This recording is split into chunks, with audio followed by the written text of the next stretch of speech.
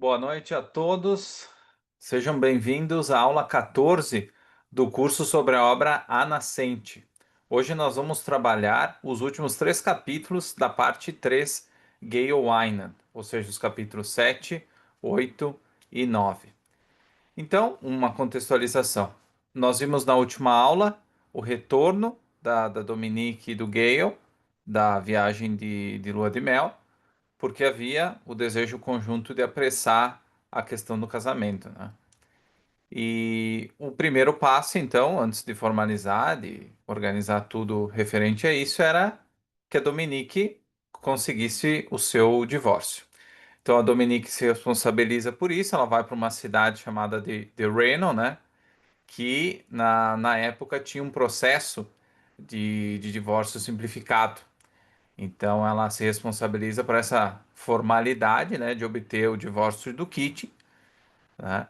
Mas é importante a gente destacar que tem alguma coisa além de um procedimento legal. Então, ela poderia conseguir divórcio em outros locais, talvez até por um prazo não tão rápido, mas semelhante. Então essa viagem ela tem uma simbologia um pouco diferente. Parece que, na verdade, essa viagem é uma ruptura definitiva entre a Dominique e a vida das concessões. Ou seja, ela encontra alguém que compartilha alguns valores com ela, alguém com quem ela não tinha tido contato, ah, além do Rourke, né, no sentido de uma pessoa que demonstrava alguns sinais de virtude no geral da sua vida. Ela tinha um plano de se sacrificar novamente da mesma forma que ela tinha feito ao se casar com o Kid, mas ela se surpreendera com o Ayland. Ele era uma pessoa diferente do que ela tinha imaginado. Então ela faz essa viagem para Reno e ela está se afastando daí do barulho da sociedade, né? Não apenas fisicamente, ou seja, se distanciando daquela sociedade na qual ela tinha vivido até então, mas também espiritualmente. Lá é a primeira, vamos dizer assim, a possibilidade de escolha autêntica dela, uma escolha de um positivo. Então, e por ela estar distante do Aynan, também dá aquela ideia de que ela não estava submissa, pelo menos naquele momento, dos homens de poder em volta dela. A gente sabe que ao longo dessa viagem, o Aynan, ele acaba ainda exercendo um domínio velado, né? Porque, e não por malícia, mas ele tem um controle de todos os passos, ele sabe exatamente tudo que a Dominique está fazendo, né? A hora dos trens, o número do vagão e tudo mais. Então, por mais que ela esteja afastada, teoricamente, desse domínio do Aynan e de outras pessoas como ele, ela está sendo veladamente vigiada nesse processo. Mas ela sente que esse processo, essa viagem pode representar algo mais ah, do que só um processo de separação. Boa noite, Léo. Boa noite, Rafaela. Sejam bem-vindos. Acabei de começar. E é interessante destacar que enquanto a Dominique ela estava distante do Aina nesse processo, enquanto ela fez essa viagem, ela, ela não pensava muito no Aina, né? Para ela, a decisão do Aynan, da mesma forma que do Keating, tinha sido uma escolha estratégica, né? Um sacrifício deliberado, né? Para ela se proteger desse mundo cruel, para ela se proteger de sentir, ela se proteger de viver. Então, essa era a fuga dela ao se casar com essas pessoas. Só que o casamento com Aynan, como a gente comentou, ele tinha saído pela culatra. Ou seja, o plano dela não estava saindo conforme o script, né? E então ela se casa, ela tenta se proteger, né, desse sistema que destrói o que é autêntico, que ela acredita que vai destruir o Rourke, mas ela acaba vendo no Aida uma pessoa com quem ela compartilha alguns valores. Como a gente sabe, ela não ama o Aynan, mas ela já vê esse relacionamento não como o sacrifício que ela imaginava, a punição que ela imaginava que seria para ela mesma, que era o que ela queria se punir. Então ela sabe que o Aynan, e a gente vai ver hoje na aula que o Aynan ele está comprometido com esse mundo que ela despreza, mas ao mesmo tempo ele tem alguns aspectos positivos. Tanto que quando ela volta dessa viagem, a gente vê o reencontro na estação, que o Aynan tá esperando ela na estação, é como uma dança, né? É como uma coreografia, porque o Aynan ele fica parado, ele permanece imóvel e ele espera que ela tome a iniciativa. Então isso pode ser uma questão de respeito, o respeito da personalidade da Dominique, mas ao mesmo tempo é uma forma de controle passivo também. É como se ele estivesse dizendo: só entra de novo na minha vida quem escolhe fazê-lo. Então, se Dominique, se você quer viver, a gente pode falar essa coreografia, esse teatro desse casamento, eu quero que você tome a iniciativa. Eu quero que você continue íntegra ao seu plano. Então, você vem até mim. Né? Então, mesmo assim, existe essa dança, essa troca, né? Quem tem o poder de verdade nessa relação? Então, a gente sempre vê esse toque. E a Dominique, então, ela vai até ele, ela não sorri, né? Ela não sorri, porque para ela sorrir nesse momento é tentar passar pano, suavizar a realidade. Mas ela quer continuar lúcida, ela não quer sentir, ela não quer perder o controle, ela não quer se entregar aos impulsos.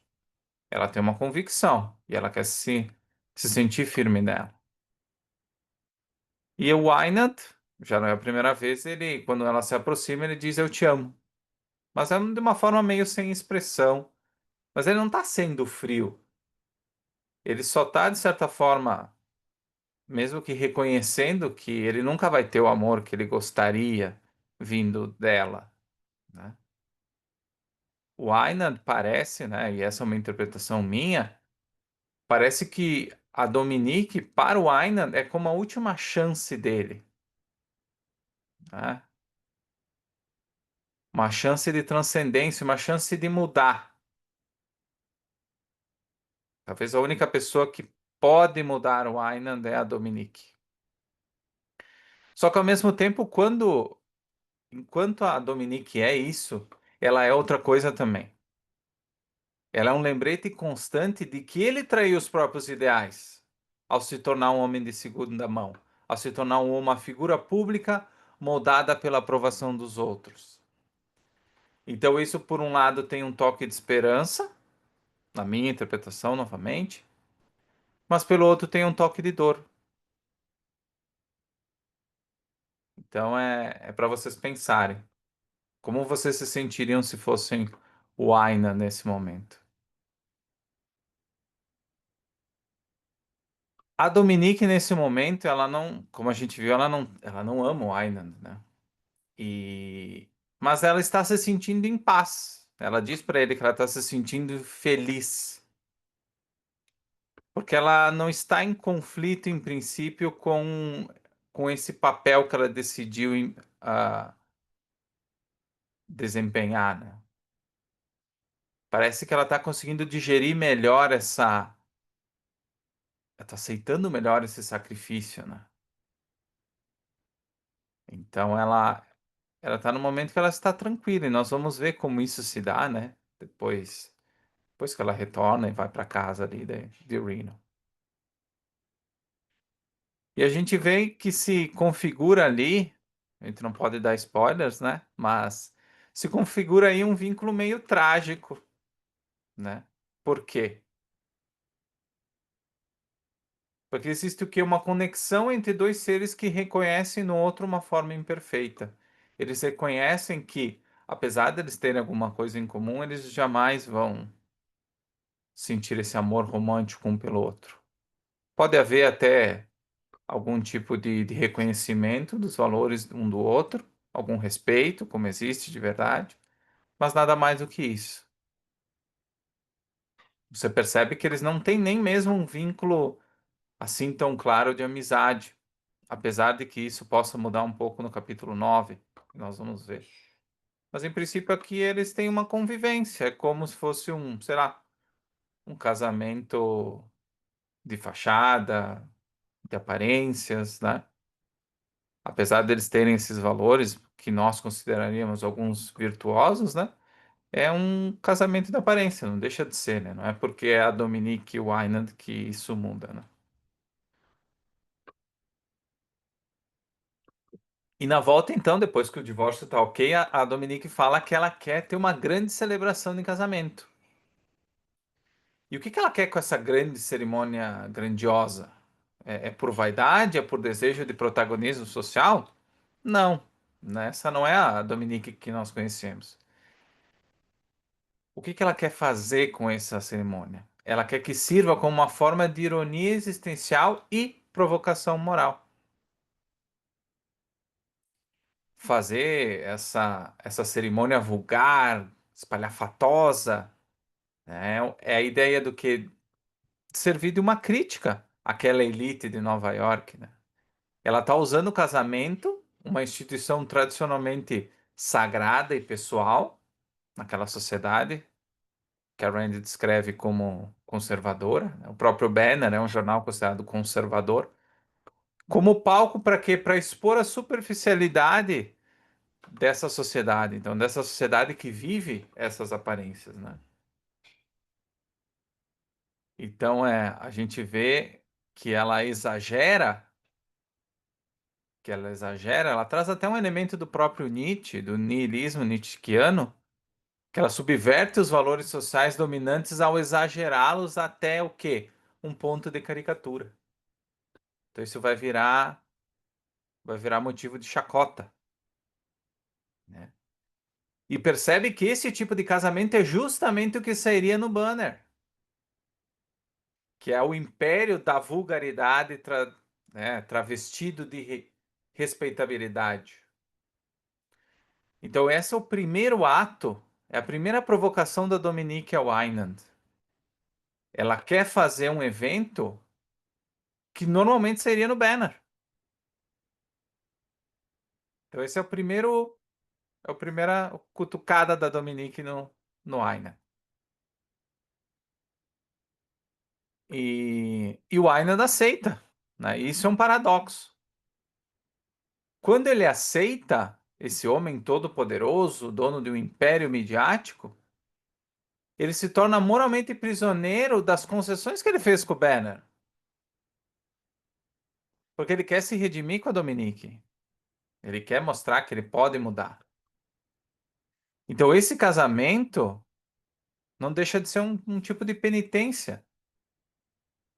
Como a gente viu antes, é a última tentativa dele, talvez, de conquistar, talvez não o amor da Dominique, mas uma aprovação ética. Então vocês vão perceber cada vez mais que o Aynan, ele é uma pessoa frágil, na verdade. Ele é muito frágil. Inclusive o poder que ele acha que ele tem também é muito frágil. Ele é como aquele vitorioso que sai derrotado, aquele que conquista o mundo, mas perde a sua alma no processo. Às vezes ele age como se ele pudesse redimir num estalar de dedos anos, décadas daquele populismo vulgar. Anos, através de um ato talvez apaixonado, é como se isso pudesse purificar tudo. Essa ideia de purificar os pecados, né, vem da religião, mas essa ideia do perdão automático, ele na verdade acredita nisso. Ele está agindo dessa forma. A gente consegue perceber esses sinais, né? Só que aí eles combinam que Ele combina que ele vai proceder com todos os arranjos do casamento, mas eles vão ter que ficar uma semana sem se ver. Você se lembra que ele disse que ele não ia tocar na Dominique, não ia beijar ela, nada disso antes do casamento. Então, ela fica num hotel e ele vai organizando as coisas. E aí a Rand traz que nesse momento a Dominique, como é que ela se sente com relação a isso, né? Ela sente falta dele, né? Então, o que que a gente percebe quanto a isso, né? O que que significa essa falta?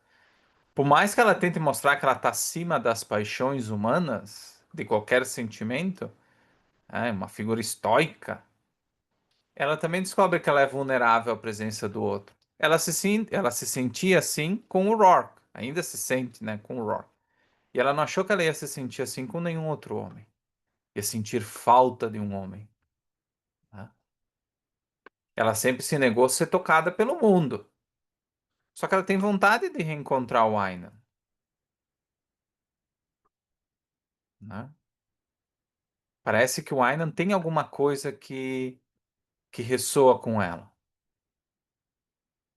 Então a gente tem que ter isso em mente, né, para seguir os estudos, para a gente conseguir entender melhor o que é esse sentimento que ela tem pelo Aynan. Porque a gente sabe que não é amor, mas a gente vai aprender um pouco do que isso significa, né, para ela, né, o que o Aynan significa.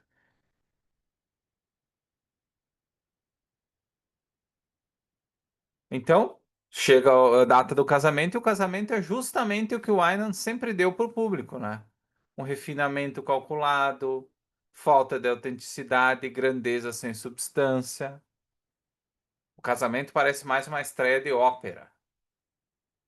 Não era um momento íntimo de dois apaixonados, né? Mas um ritual social. É a consagração, novamente um termo que vem da religião, de uma identidade, de um arquétipo de homem que vive pelos outros.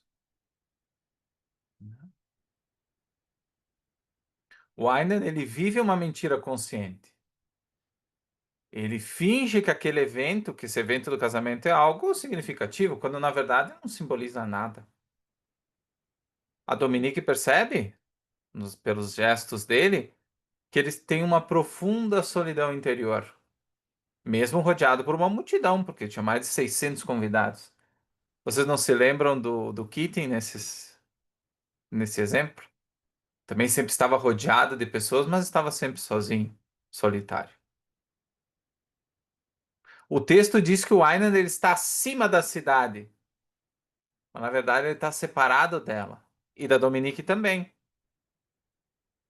Ele está no meio de muitas pessoas, mas ele continua isolado.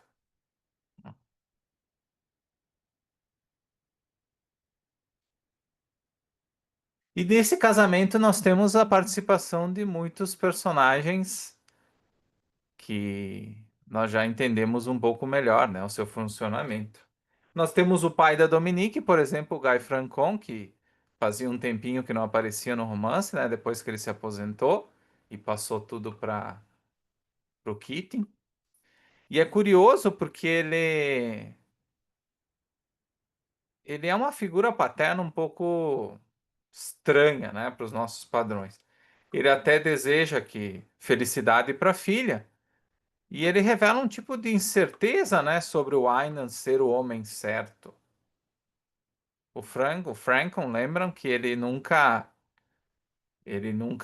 disse que ele não entendia a filha dele, né?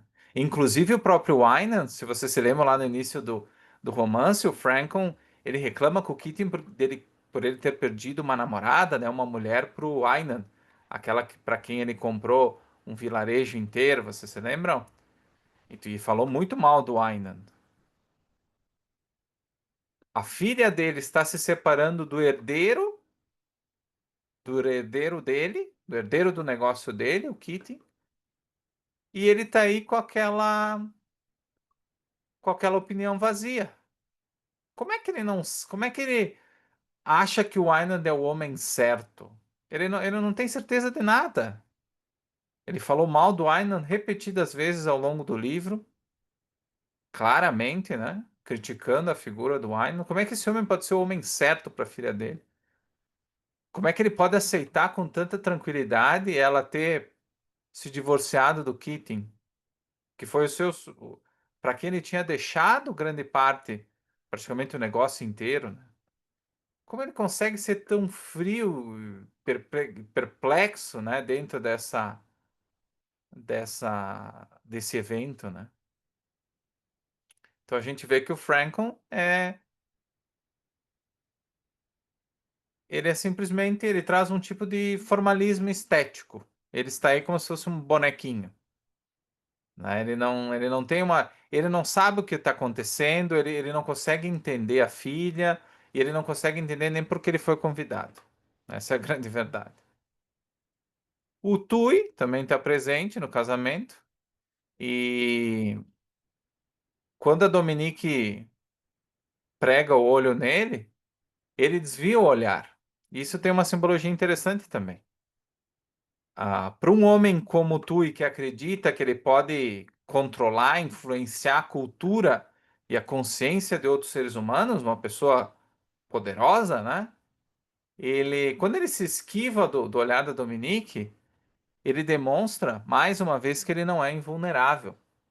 Nós já temos visto vários sinais dessas fraquezas do Tui até então, né? Não é a primeira vez que ele desvia o olhar ou que ele se questiona. Porque ele sabe que se ele encarar a Dominique, ele vai ter que encarar a, essa consciência moral, né? O que a Dominique representa. E isso para ele é assustador, né? Esses homens tipo Rourke, a Dominique, apesar de tudo, o Einand, apesar de tudo, eles eles geram medo, né, no Tui. E nós vemos também a Alva Scarrett, né, que o Alva, né, desculpa, que ele é o editor do The Banner e ele como editor no jornal, o Aynan tinha proibido, né, como a gente vê na sequência, ele proíbe qualquer tipo de veiculação do Banner sobre o casamento, né? É bem interessante essa parte. Então, quando o Aynan veta a participação da mídia no geral, especialmente do Banner, ele surpreende a Dominique, né? Porque ela não esperava isso, ela achava que ele iria querer usar o casamento, como as outras coisas que ele tinha feito na vida dele, como uma forma de alimentar o império e tudo que o Banner representava, né? Então você percebe, ele constrói um negócio para atender as massas, e no evento que seria mais importante da vida dele, ele não entrega isso para os outros. Ele protege a integridade da Dominique, ele protege a integridade desse evento. E isso é uma contradição para o Aynan. Ele não deveria fazer isso, não era esperado isso dele, né? Então a Dominique vê isso como um gesto de dignidade. Não é só uma gratidão sentimental, mas é uma fagulha pequena de heroísmo num homem que tantas vezes cedeu ao longo da vida dele. Então, esse fato deixa a Dominique um pouco mais esperançosa quanto ao Wine.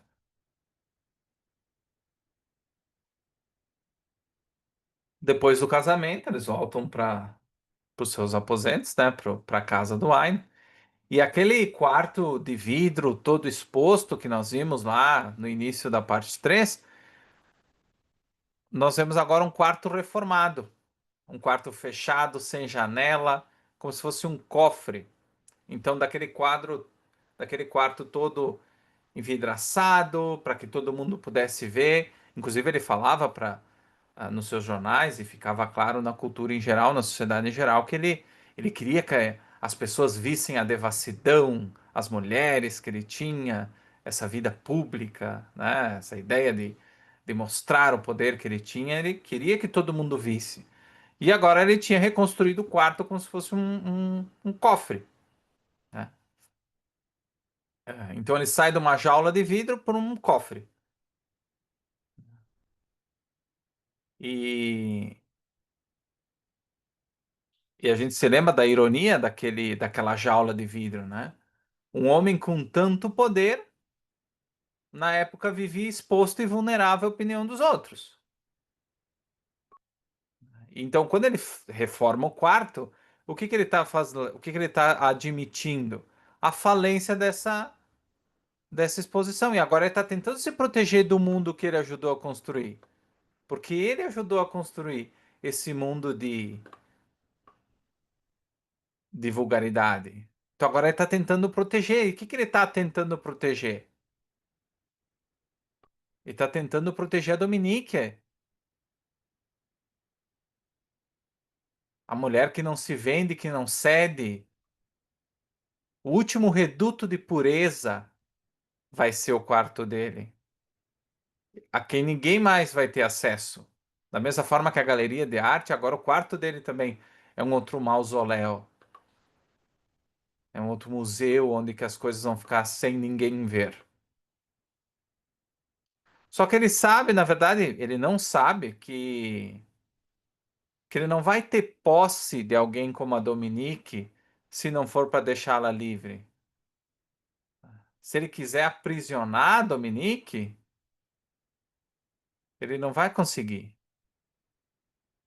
né? Por quê? Porque ele quer que uma beleza que resiste ao mundo. Ele quer viver no mundo de Dominiques, mas ele não tem força para criar esse mundo. Então, quando aparece um sinal desse mundo que ele gostaria, ele esconde. Porque a vida dele fora do quarto é totalmente ao contrário desse mundo que ele idealiza, né? Tanto que ele manda destruir todas as imagens que haviam no banner, todas as imagens da Dominique ele manda destruir, né?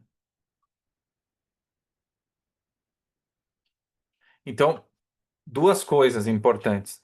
Ele está tentando proteger a Dominique porque ele acha que esse é o último reduto de beleza e pureza. E ele não quer que o mundo corrompa essa idealização que ele tem, tanto a estátua quanto a Dominique em pessoa. E ao mesmo tempo, nesse cofre, que ele chama de quarto, ele está tentando se proteger da corrupção que ele alimentou e criou por anos. Então, quando ele cria esse santuário, esse mausoléu, o que que alimenta, o que que dá energia para esse santuário? A dor de alguém que sabe que perdeu o direito de pertencer àquilo que ama.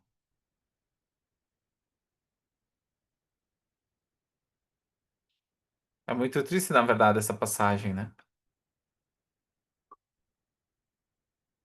Ele criou todo um mundo onde que um amor verdadeiro é impossível de existir. Ele se excluiu através dos seus atos de encontrar alguém daqui a pouco parecida com a Dominique, de ser amado por alguém como a Dominique, por causa dos seus atos, né? Chega a hora da noite de núpcias, né? Depois do casamento, e, e a gente vê que de forma diferente do que com o Kitty, a Dominique ela tenta resistir. Né? O Ainan não é violento, né? Nada disso, não é cena de estupro, mas mas nessa troca, né? A gente vê que a Dominique ela não consegue aguentar, ela também se entrega, não da mesma forma que para o Rourke, né? Mas a gente vê uma luta de dois grandes poderes, né? O Ainan, do poder construído no mundo real, o domínio sobre a sociedade, da opinião pública, da influência material. E a Dominique, o poder do mundo, da resistência a esse mundo corrompido. Alguém, e ela só se entrega para quem ela entende que é digno de tocar a essência dela. Então, mais um sinal de que a Dominique ela compartilha ela gosta de alguma coisa do Aynan, né? Mas ela não se fecha como ela se fecha para o Kitty. Então, quando ela responde ao toque do Aynan, quando ela responde à iniciativa do Aynan, não é por submissão, mas porque ela reconhece que ela está na frente do quê? De uma manifestação autêntica de vontade. Mesmo que ela não ame o Aynan, ela não consegue resistir. Ela não consegue refutar que aí existe a presença de um homem. De um homem imoral, como nós vamos ver, né? Não deixa de ser. Mas que tem muitos valores, que tem um potencial. E aí vocês podem pensar, será que o Aynan é melhor que o Keating? Né? Então a gente pode se perguntar, será que esse ato sexual representa o quê? Ela vai se apaixonar pelo Aynan? Ou tem outra coisa a ver, como nós explicamos? Né? Parece que eu vi alguém levantou a mão. Podem fazer alguma pergunta. A gente está indo na metade do capítulo 7, mas parecia que eu tinha visto alguém levantar a mão. Só me sinalizem no chat se tem alguma pergunta.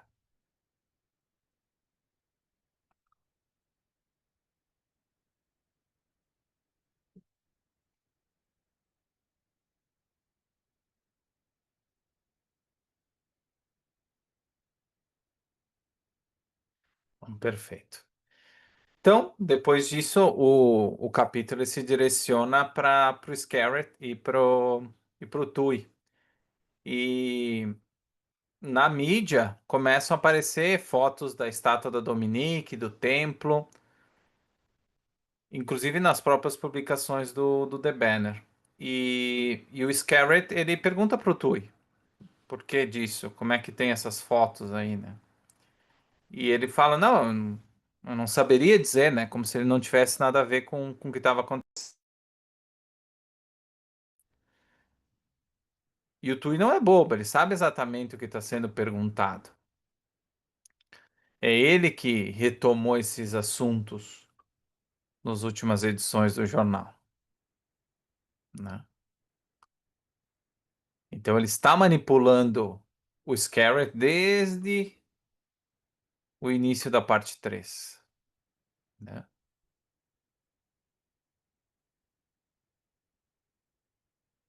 Então quando ele traz de volta aqueles sinais, porque agora eles estavam casados, né? O Aynan e a Dominique.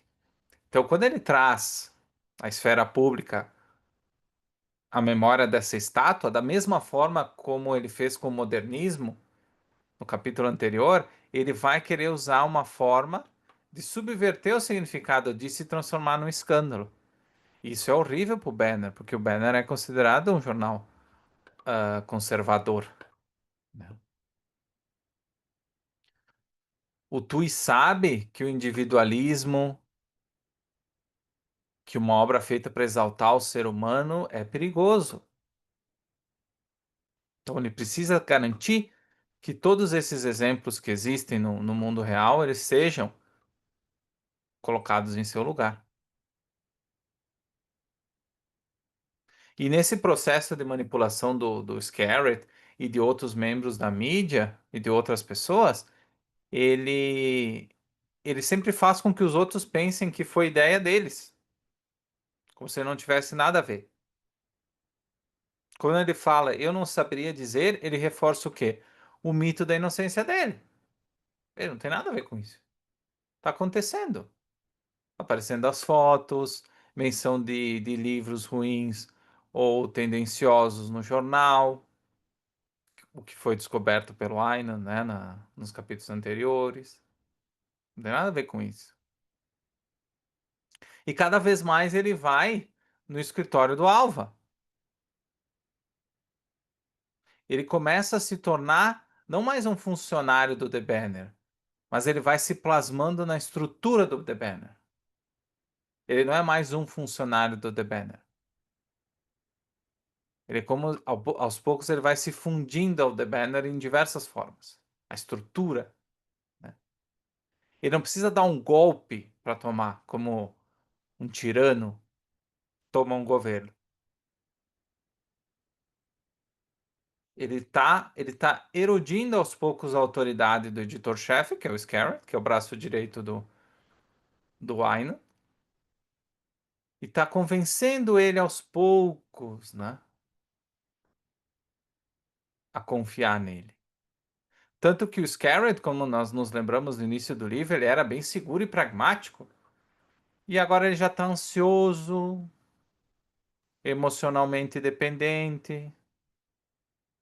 É isso que o Tui sabe fazer: tirar a confiança das pessoas, convencê-las a abandonar os seus valores. Ele é especialista disso.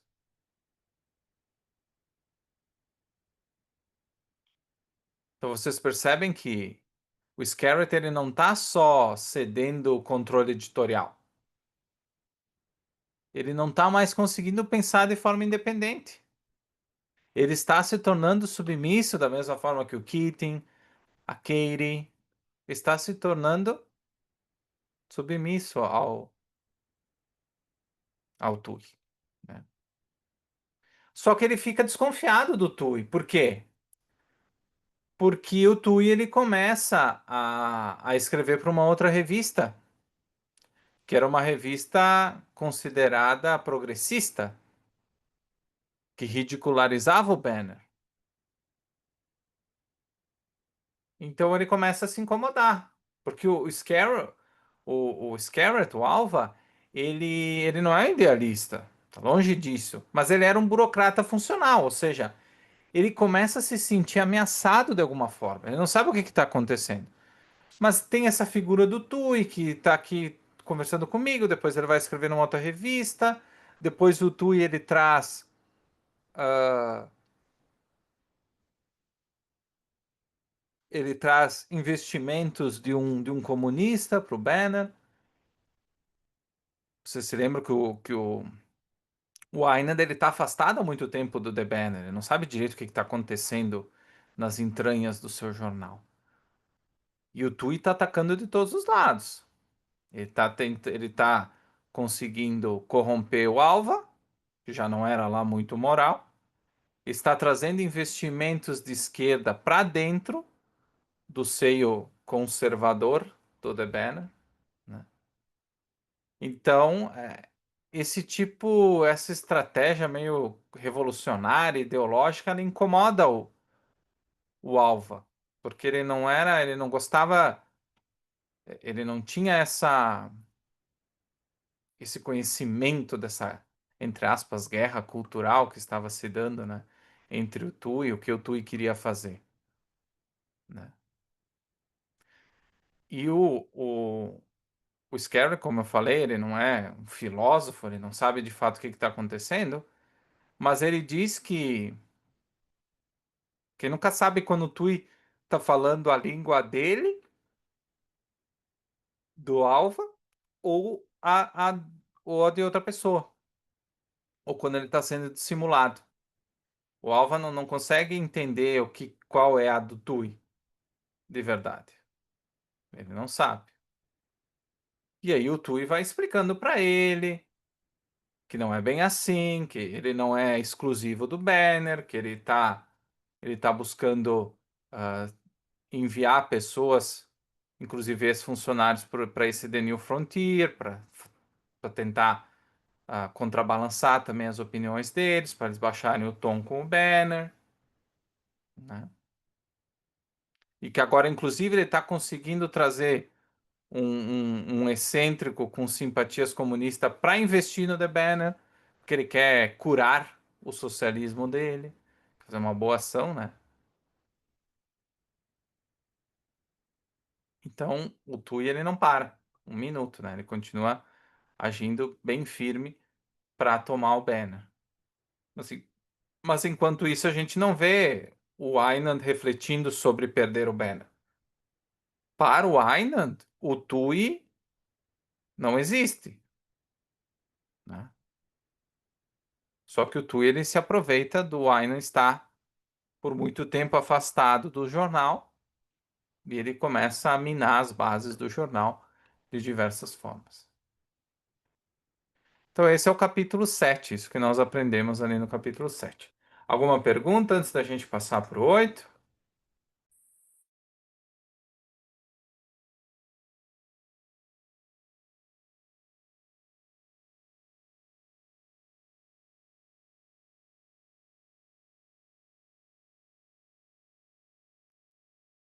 Então, no capítulo 8, a gente vê o que que eles fazem, né? Como é que é a lua de mel deles, né? A lua de mel do Dominique e da Dominique e do Aina é o quê? É eles ficarem isolados na cobertura, né? Eles estão afastados fisicamente do mundo, como se fosse numa utopia privada, né? Eles não, a Dominique, por exemplo, ela não sente vontade de sair, de questionar, de existir para o mundo. Eles estão num sentido de paz. Eles não estão em conflito com o mundo exterior naquele momento. Da mesma forma quando eles estão viajando de barco. Eles não estão neste mundo. Só que o fato é claro, o mundo continua a existir. Eles não estão isolados do mundo, eles continuam no mundo. E alguma hora eles vão ter que voltar. E quando que eles decidem voltar? O Aynan volta antes e a Dominique volta um pouco depois. E quando que ela decide voltar? Chega num momento que ela percebe conscientemente que ela está gostando do isolamento. Só que a gente sabe que para ela prazer de qualquer tipo é um risco. Ela diz assim: não, eu não posso viver nesse estado de aceitação emocional. Amor, paz, isso eu não quero, são perigosos porque eu estou me tornando frágil. Então ela começa, né? Ela começa a, a fazer o Aynan convidar pessoas para casa, porque ela quer voltar, ela quer reassumir a identidade do Dominique, aquela que não se dobra pelo afeto e não tem valores, então ela não pode se entregar. Então ela prefere destruir um momento que seria um momento de felicidade conjugal, porque eles estavam felizes ali, né? Para ela voltar a ser aquele espírito intransigente, aquele espírito independente de certa forma, talvez, mas muito mais intransigente, né, para o mundo, inclusive para com o Aina. O Aina dele continua tirando a Dominique, excluindo ela de qualquer menção nos jornais dele. Ela não aparece em ações sociais, campanhas, colunas sociais. Ele chega até a abrir as correspondências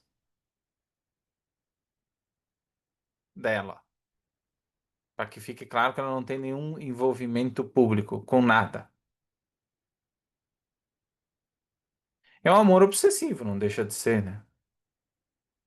O Winder, ele não quer que a Dominique seja objeto da vulgaridade da imprensa, mas quando ele tenta proteger, ele acaba aprisionando ela também. Ela não pode pertencer a si mesma e ser esposa do Winder ao mesmo tempo.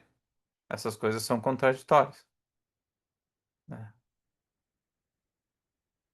Olha que paradoxo interessante. A Dominique, ela quer ser livre para existir plenamente, ou seja, ninguém mandar nela, não depender de ninguém, enquanto o Aynan deseja libertá-la das pressões do mundo. Só que como ela vai ser ela se ela não está enfrentando as pressões do mundo? Ela precisa ter alguma coisa para negar. Então, se ela não tiver contato com nada negativo, com nada que ela despreza, ela não vai ter como negar. Então, ela precisa estar em contato com o mundo. Então, nenhum dos dois consegue, especialmente ela, ter soberania sobre si própria. Então começa a gerar um tipo de conflito dentro do relacionamento. Ela chega a criticar o Banner em alguns momentos e o Wynan diz: Nunca me desculpei pelo Banner, nunca me desculparei. Ele se recusa a abrir mão desse poder, independentemente da origem que ele teve, né, nesse poder. Ele sabe o que o Banner representa para ele, mas ele escolheu conscientemente essa via. Ele precisa se sentir no poder.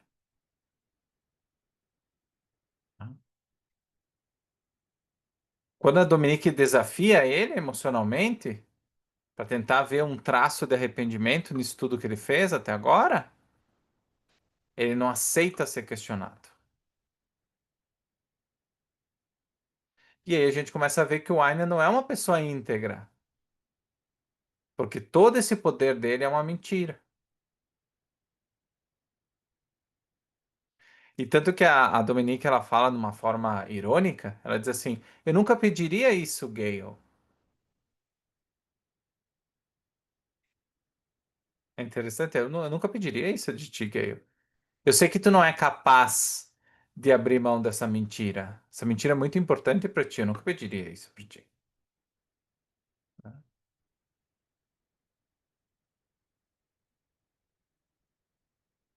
Então, o que que o Einand vê? Quando a Dominique começa a demonstrar esse tipo de. Quando ela começa a incomodar ele com essas coisas, o que que ele faz? Ele volta a trabalhar, né?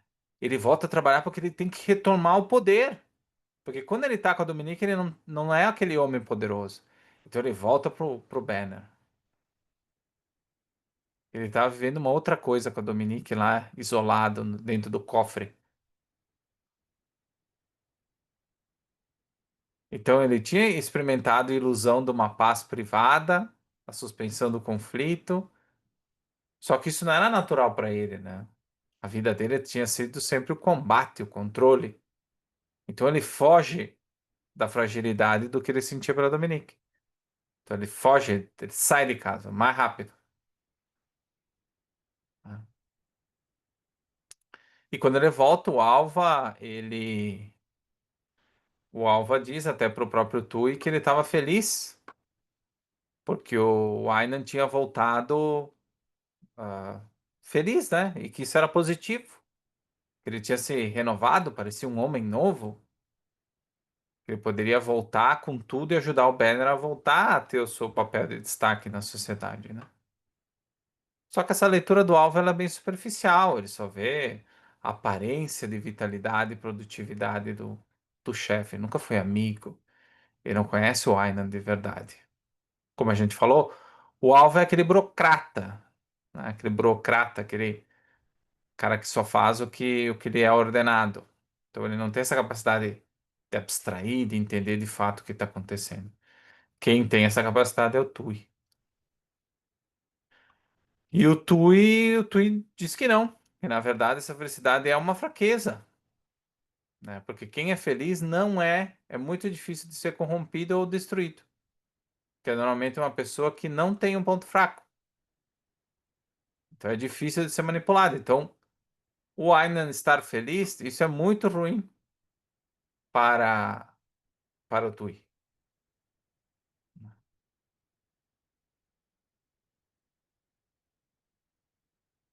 Só que olha que interessante, né? A felicidade para Rand é um campo de batalha. Ela pode ser o quê? Uma expressão da mais alta virtude, a consequência da tua busca do êxito na busca dos teus valores, né? Na realização do teu eu. Ou ela pode ser uma armadilha, quando ela é baseada em ilusões e mentiras e concessões, como é no caso do Aina, né? Mas tudo isso que o Aynan está construindo não é sobre bases sólidas. Então a gente suspeita pelo menos o que pode acontecer com o Aynan no futuro. Depois nós temos a parte engraçada do capítulo 8 quando a Sally Brandt, que era uma das colunistas do Banner, ela consegue uma entrevista, um furo jornalístico com a Dominique, né? Que ela quer fazer uma reportagem mostrando a Dominique como uma celebridade. Porque ela acha que isso que a Dominique quer, que quer aparecer como uma personalidade para o público. Mas a gente sabe que não é isso que a Dominique quer. A Dominique odeia isso. Mas ela dá corda, né? Então ela faz uma performance bem irônica. Ela traz clichês românticos. Ela diz que é uma ótima dona de casa. Ela dá uma narrativa exatamente no formato que a moça quer. Então ela se torna uma mãe exemplar, né? Uma mulher, uma esposa exemplar na vida do seu marido, do seu homem, né? E o Winand, ao saber disso, demite a Sally, né? Porque ele acha que com isso ele vai redimir o Banner.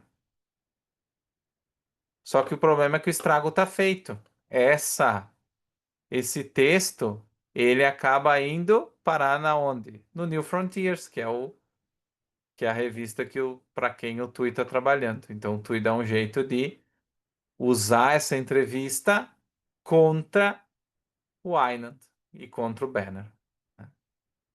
Então o Winand, apesar de todo poderoso, ele não consegue impedir a disseminação dessa mentira. E isso corrói mais ainda a imagem do Banner, tanto publicamente como dele mesmo, né? E frente a tudo isso, ele tenta dar um presente para Dominique, para resolver as coisas, né? Ele dá um colar de luxo. E ele se acha o alquimista moderno, ele fala isso.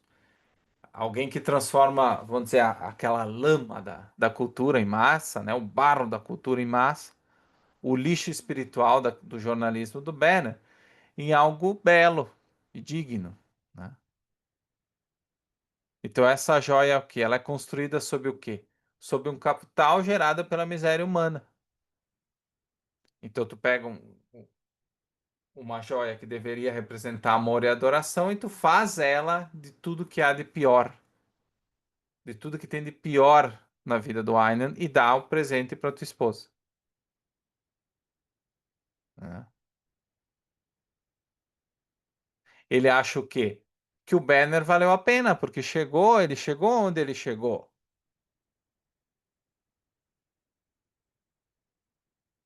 Não importa os meios, ele conseguiu poder, né? Mas a verdadeira criação, como a gente sabe, é aquela criação que vem de dentro para fora, é aquela criação da integridade interior. E essa criação ainda não tem. Ele não tem essa característica do Rourke, né? Não vem de fora a beleza material, esse colar, dos valores dele concretizados na realidade, dos valores bons do Aynan concretizados na realidade, mas sim do que há de pior nele. Então, quando a Dominique usa isso, o que que ela está refletindo? A corrupção que sustenta o império do Aynan. Então, de certa forma, ele acaba meio que, apesar dele não se sentir com remorso com respeito e arrependimento com respeito ao Banner, ele sabe que esse, que essa joia vai refletir isso também no pescoço da mulher que ele ama, né?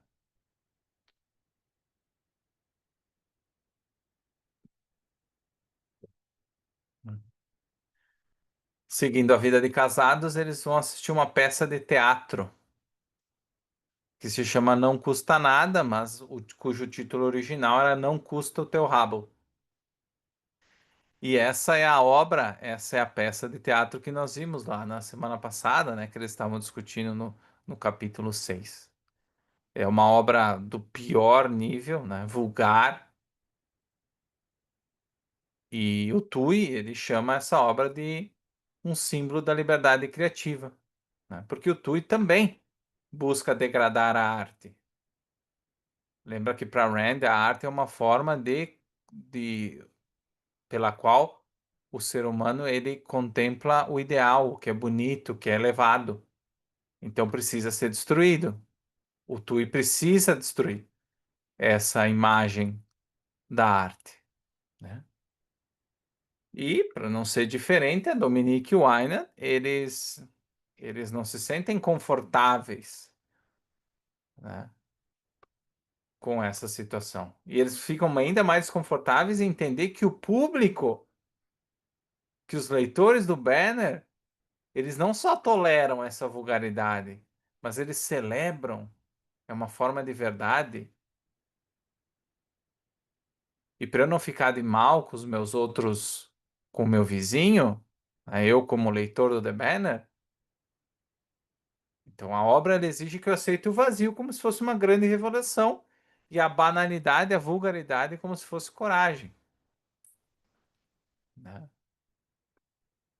Então, o que que eles estão vendo ali? Eles estão vendo ali dentro daquele teatro as pessoas que o Banner criou, a cultura que o Banner criou. Então a Rand ela usa esse exemplo para mostrar que a corrupção estética da arte é irmã da corrupção moral. Então essa peça que é aceita por essa sociedade dos leitores do Banner reflete o que é uma inversão de valores. O baixo, o pior é elevado e o sublime é ridicularizado, né? Então a Dominique sabe que essa peça representa o quê? É aquilo que destruiu o Templo Stoddard. E pior, quem ajuda a construir esse mundo que destrói o Templo Stoddard e que prestigia peças como essa? O próprio Aynan. O Aynan, ele percebe isso, ele se sente, de certa forma, envergonhado, porque ele sabe que esse público foi alimentado pelo jornal dele. Ele tenta racionalizar. Ele diz assim: olha, é o que o povo quer, né? O que que eu vou fazer? Mas ele sofre em silêncio. Ele sabe que ele está sendo confrontado com as escolhas que ele propriamente fez. Veja bem, ele está sendo confrontado pelas escolhas que ele fez, né? Não é acidente. Léo, tem uma pergunta? Eu tenho sim, Matheus. Eu gostaria de entender o que que a Range quer dizer com vulgaridade, né, e com vulgar, porque eu li isso várias vezes, né, tipo, eu já vi ela várias vezes citando, né, vulgar, só que eu não entendo o que ela quer dizer com vulgar exatamente, a definição dela. É, aqui vulgar não tem aquela característica necessariamente de talvez uma vinculação sexual ou nada desse tipo, que é o que é normal a gente ouvir hoje a palavra vulgar, né? Para ela, a vulgaridade significa o quê? A degradação cultural como um todo. Aquilo que tu assiste te causa repulsa, desprezo, que traz o pior do ser humano e da sociedade. É isso que ela chama de vulgar. É de fútil, é que não tem valor, né? Que não gera a busca pelo ideal, que não motiva o homem a ser a sua melhor versão. Tudo isso é fútil, é vulgar. É isso que ela quer dizer com vulgaridade. Não tem essa. É, aqui o Daniel coloca também degradado, é isso mesmo. É tudo que não. Tudo que, ao ver, não te passa a noção da capacidade do ser humano de alcançar o seu potencial. Basicamente seria isso que é o vulgar para ela, né?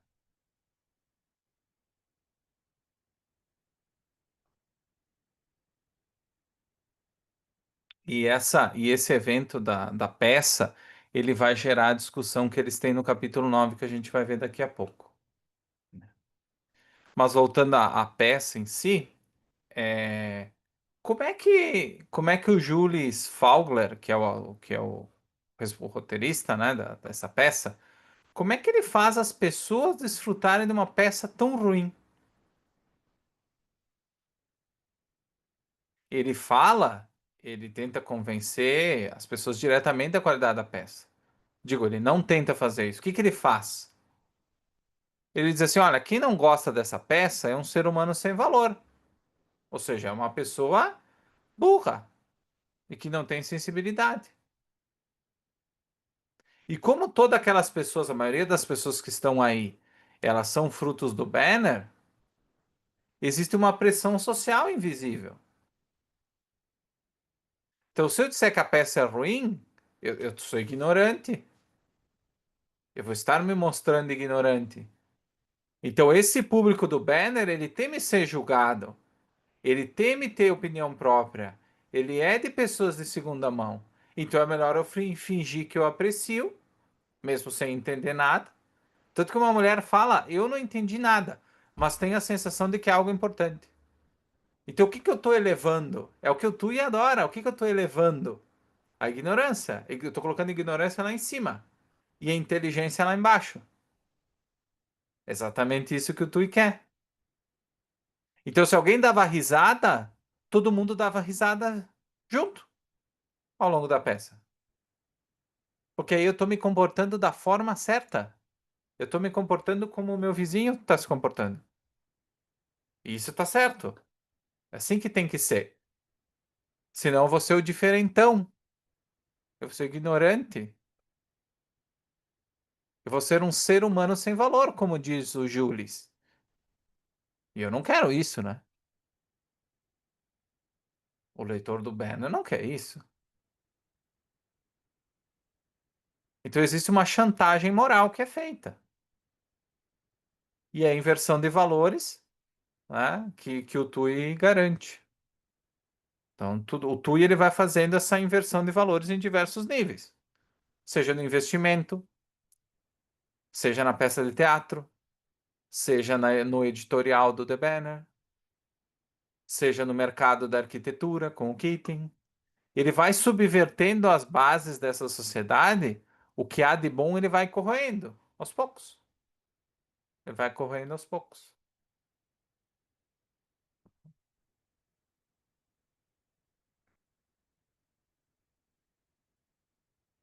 E a Dominique, ela fala uma coisa que me chamou a atenção. Ela fala que existe uma disputa de duas abstrações. O que que é isso? Disputa de duas abstrações. Até agora a gente viu a disputa de. Existe o Rourke, que é um idealista, e o Tui, que seria o coletivista, né? Mais ou menos esses contrapontos, né? O que que isso é, o que que é isso no nível abstrato? Como explica essa disputa de duas abstrações? O que que ela está querendo dizer? Ela está colocando o quê? De um lado, o idealismo criador, representado pelo Rourke e o Templo Stoddard, que simboliza o quê? Integridade, excelência, elevação espiritual, né? E do outro, a destruição e a vulgaridade, simbolizadas pelo quê? Pelo banner e por essa peça, que querem fazer o quê, Léo? Degradar o espírito humano, cultuar o trivial, o banal e o coletivo, que é o que inspirou a tua pergunta. Então eu tenho um choque entre essas duas coisas, né? E de fato esse choque, como a gente sabe, a abstração ela vai mais além, ela transcende indivíduos e eventos concretos. A Dominica ela começa a se dar conta que tem alguma coisa maior acontecendo, que existe um grande conflito, até a gente pode chamar de metafísica e moral fundamental, que é o quê? A criação versus a corrupção, a grandeza versus a mediocridade, a escolha consciente do ideal versus a acomodação ao vulgar.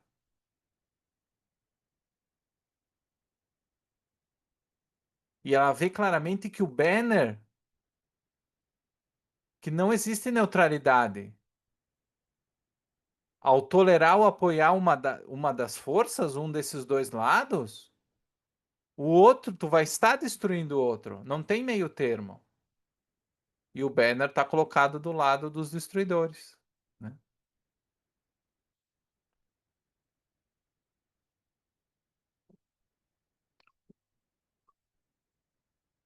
E existem outras reflexões ali dentro desse capítulo também que por uma questão de espaço a gente não pode fazer, mas Eu peço que você se lembre de algumas frases do Einand, que são muito dolorosas para Dominique. Escrever uma peça e oferecer ao público de hoje à noite para que ele ria dela. O que que isso lembra? Do que ela está falando? Ela está falando da peça? Não, ela não está falando da peça. Ela está falando do destino do Templo de Stodder, que foi uma grande criação, como uma peça, que foi destruída pelo escárnio da maioria. Outra, sofri como você queria essa noite, mas era um sofrimento que ia até um certo ponto. Quem que falou que o sofrimento vai até certo ponto? O Rourke, né? Porque o Aina, nessas coisas que ele fala para ela, ele ele tá tentando racionalizar, ele tá tentando se colocar ele tá tentando explicar por que que ele fez tudo isso. Só que isso não, o fato dele tentar dizer que ele sofre também desse mundo, e a gente vai ver um pouco mais do que de como ele transmite esse sofrimento no capítulo, no próximo capítulo, isso não apaga o que ele fez. A dor dele é real, a gente não está dizendo que ele não sofre por causa disso, que ele não sofreu, que ele não teve dificuldades. Mas não é redentora nos olhos da Dominique. Uma coisa não justifica a outra, né? Mas a Dominique não se exclui disso, né?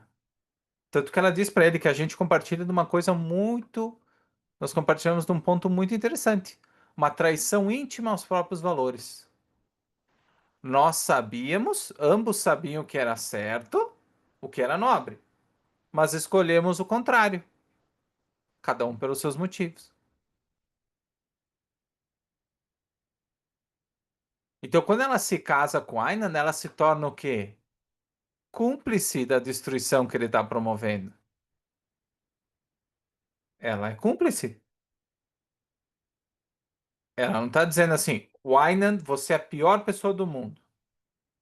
E eu, ao me casar contigo, não tem nada a ver com isso. Não. Ela confessa. Ela confessa que ela é uma traidora também dos próprios ideais. Cada qual da sua maneira. Ele criando uma coisa como o Banner e ela se casando com uma pessoa como ele e como o Keating. Ela também está traindo o ideal, só que de outra forma.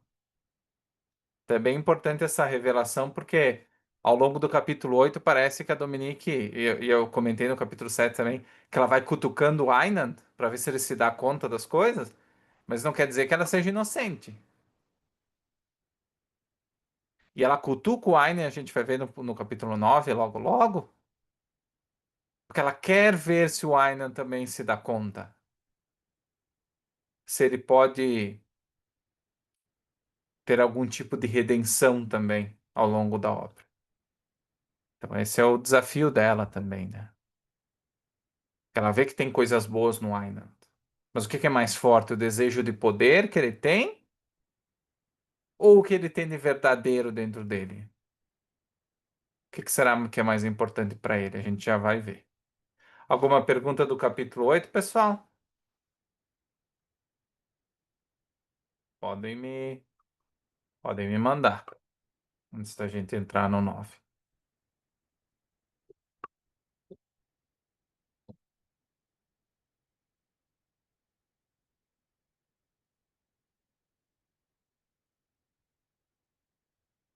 E,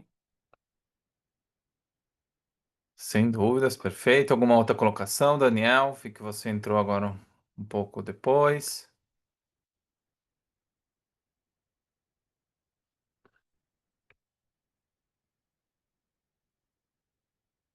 Só por esse atraso, uma multa de 1 Bitcoin. Depois a gente se acerta. Não, brincadeira. Vamos começar o capítulo 9, então. É, No capítulo 9, nós vemos, então, eles estão no iate de novo, de uma forma. Estão vivendo bem, estão tranquilos, descansando, né, no iate. E quando eles estão no iate ou quando eles estão na cobertura, eles parecem que estão num mundo paralelo, né? Parece que eles se veem de uma forma diferente. ele fica feliz, desinibido, né? Ele não é aquela pessoa que está tentando ter o controle, o poder. Ele é um ser humano normal ali nesse iate. E a Dominique também se sente à vontade para ser quem ela é. Eles têm uma troca bonita nesses momentos. Mas daí começam os temas mais filosóficos, né? As discussões mais profundas entre os personagens. E o que que é o primeiro tema, né? O que que o Gale fala para Dominique com relação ao amor? Então ele fala que a Dominique não amava ele e nunca amou ninguém, e que se ela amasse seria de uma maneira extremamente distinta e intensa. Então ele mais ou menos imagina como seria a Dominique como uma mulher que ama alguém. E ele sabe que o amor para ela provavelmente seria não seria só um sentimento, mas seria uma experiência de rendição, de submissão total, né? Porque ele vê que ela é uma mulher forte, autossuficiente, que não se permite ser dominada e se tornar, de certa forma, vulnerável diante de outra pessoa. Então vocês percebem que o Wynan ele consegue ler a Dominique relativamente bem, pelo que nós conhecemos, né? Porque nós conhecemos o relacionamento com o Rourke e tudo mais, né? E,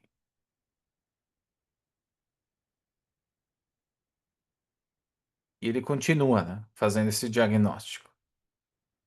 Que a Dominique é... Por que que ela não ama o Wynan?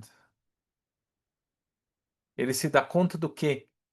Que ela ama de fato a ideia de integridade, que é um homem que é um homem de primeira mão e que é quem ele é, que tem princípios claros e que segue, que vive por eles, de uma forma racional, verdadeira. Mas isso o Aina não tem, ele não é íntegro. Porque para o Einand, e ele fala isso para Dominique, que a Dominique gosta do limpo, coerente, razoável, fiel a si mesmo. A ideia de integridade, a ideia do que a Dominique amaria, nas palavras do Aynan, para ele é o que é um ideal inatingível no mundo real. O que que ela está tentando encontrar numa pessoa não existe. A integridade existe aonde? Para o Aynan? Lá na galeria de arte, lá trancado. Essa ideia de pureza moral, integridade, isso não existe. O Aynan, de fato, ele despreza essa ideia. Ele diz que essa ideia é arrogante e desnecessária. Ele diz que nunca valorizou a integridade. Mas por que que ele não valorizou? Porque a vida dele inteira foi construída em cima de manipulação e controle. Isso é mais eficiente para conquistar os objetivos do que de ser íntegro. Vocês se lembram todos aqueles profissionais que ele quebrou? Tinham chamado Dwight Carson, né? O individualista que queria trabalhar no jornal com ele. E, e ele tornou aquele homem um grande individualista, ele transformou em um alcoólatra. Ele destruiu a integridade dele. Tanto que ele se orgulha, né? Ele diz que ele faz por prazer isso, é quase uma luxúria. Ele tem esse impulso incontrolável de corromper qualquer homem que mostrasse um espírito elevado. Então ele vive a vida inteira para provar a tese dele.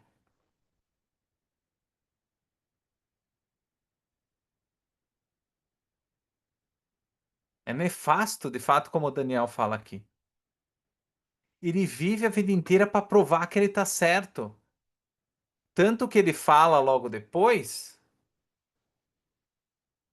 que ele fica fazendo isso, e depois eu vou repetir, mas ele faz isso porque quando ele encontrar um homem que ele não consiga quebrar, ele vai estar destruído.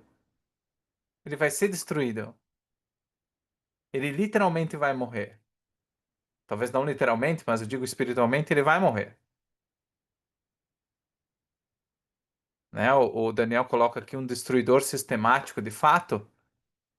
A gente entende a ideia do poder, que ele quer, ele usa esses meios de manipulação e controle para obter poder, sim, porque ele quer dar uma resposta, e a gente vai ver melhor ao longo dessa reflexão aqui. Ele quer dar uma resposta à infância dele, aquela infância sofrida, de submissão, de falta. Ele quer responder aquele Wynand, aquele menino Wynand, né? Ele quer responder aquelas pessoas que maltrataram ele. Quer mostrar que ele iria ter voz. O nome do navio, do barco, lembra? É Sim, eu vou ser superior a vocês. É você quem manda aqui? Era a pergunta que faziam para ele. E aí agora a resposta é sim, sou eu que mando aqui. Sou eu que faço. Do meu jeito. Sem bobagem, de integridade. Eu sou pragmático. Eu quero poder e vou fazer tudo o que eu tiver que fazer para conquistar esse poder. Mesmo que esse poder seja construído sobre uma falsidade, uma mentira, né? E a Dominique, ouvindo isso, ela se sente cada vez mais ah, sentindo uma emoção intensa, porque ela sabe que isso significa que o Aynan ele está próximo de um colapso inevitável. Porque o que que ele fala?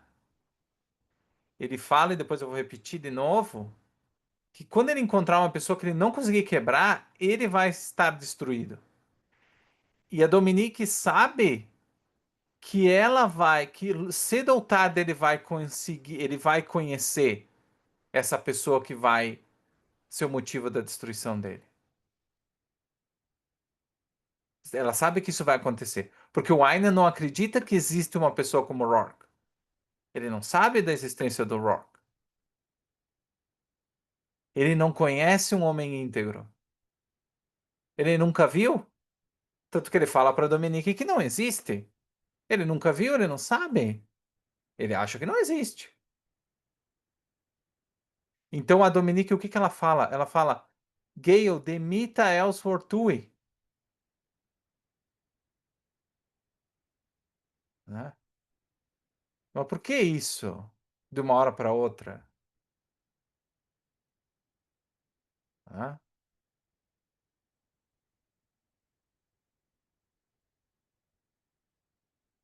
E a própria Dominique trabalhou com o Tui muito tempo.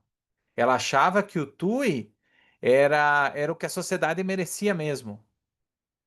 Era um cara, esse cara ali, ele vai, esse tipo de gente, tipo o Tui e o Keating, é mesmo que essa sociedade precisa, merece, é o que a sociedade merece. Essa sociedade decadente, é o reflexo de uma sociedade decadente. É o produto, o Tui era o produto de uma sociedade decadente. Ele não era o agente, ele era o produto. Só que essa visão da Dominique, ela muda de perspectiva. E ela percebe que o Tui ele não é uma ameaça para o Rock. Ele é uma ameaça existencial para o Banner e para tudo que ainda existe de bom dentro do Aynan. Tanto que a Dominique ela fala: você já destruiu homens muito menos terríveis do que ele e muito menos perigosos. Ela achava que o Tui era um manipulador comum antigamente.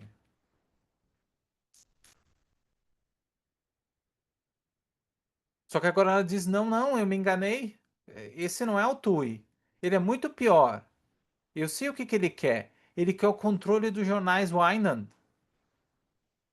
A Dominique chega à conclusão que o Tui é o quê? Ele representa o mal de uma forma muito mais refinada. Ele não é aquele vilão gritão, o parasita, né? O parasita normal. Ele é aquele parasita paciente que vai minando as fundações morais, no caso da sociedade em que ela vive, pouco a pouco. Só que os métodos do Aynan, que é força, imposição, chantagem, influência direta, não funciona, não mata esse parasita. Isso não atinge o Tui. E como que o Wynan responde a isso? Ele dá uma gargalhada. É como se tivesse sido uma piada. Ele não entende o que que a Dominique está falando para ele ainda, né? O Daniel coloca aqui que o Tui, né, ele é sorrateiro. De fato, ele é sorrateiro, né? Então o Aynan não entendeu. O Aynan acha que o Tui, nem sei se ele acha que ele é um vilão. Ele entende que é uma pessoa que quer poder como ele. Isso já ficou claro pelos embates que eles tiveram. Mas ele não tem noção do que o Tui realmente quer. Ele tá com uma visão antiga, tipo a visão da Dominique no passado. Por isso que ele dá risada. Então a Dominique tentou dessa vez. E aí a narrativa do capítulo vai para uma parte de confissão. O Ainan dele se abre para Dominique. A gente vai entender agora algumas coisas. Ele fala para Dominique que o que ele sempre quis na vida, algo que a gente já sabe, né? É que seu único desejo verdadeiro tinha sido poder. Porque a Dominique continua pressionando para ele, para cutucando as contradições, fazendo com que ele ah, se debata com as contradições que ele tem, as motivações que tinham levado a ele ser o que ele é, né?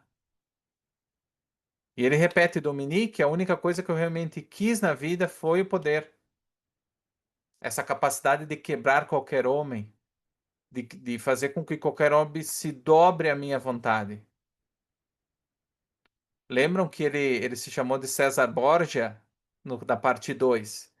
Ele se considera um conquistador, um aristocrata, alguém acima dos valores convencionais e que não tem limites morais. Ele pode fazer o que ele quiser.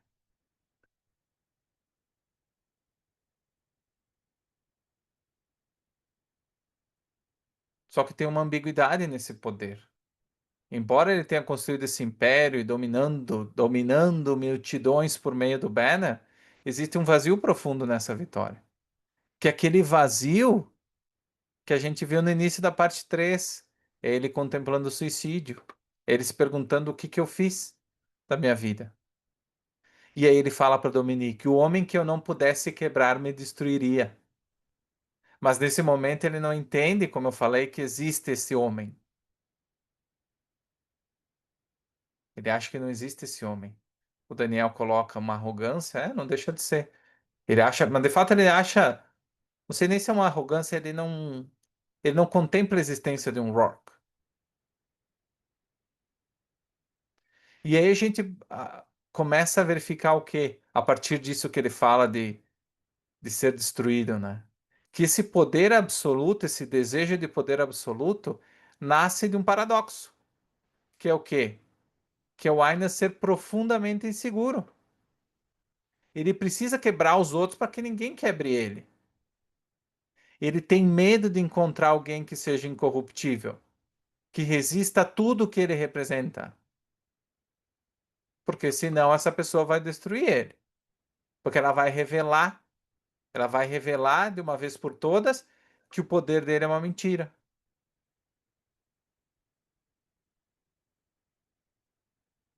Então, quando ele encontra pessoas que ele não pode controlar, como a Dominique, em menor medida, a Dominique ele ainda consegue controlar um pouco, mas ele já percebe que ela é diferente dos outros. Que se ele encontrar muitas pessoas desse tipo, realmente o mundo dele vai ruir.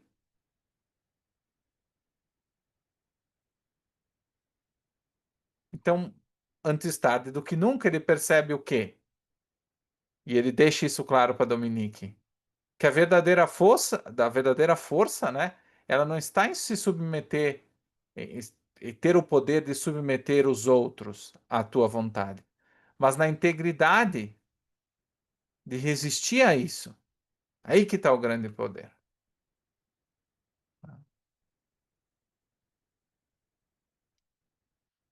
E por que que ele está contando tudo isso para Dominique de uma hora para outra? Porque ao longo da narração a gente percebe que esse assunto meio que surge do nada. Não tem uma grande provocação que surge essas reflexões, né? Porque ele está chegando no limite de quem ele é. Ele precisa ser honesto com alguém. Ele precisa ser honesto consigo mesmo.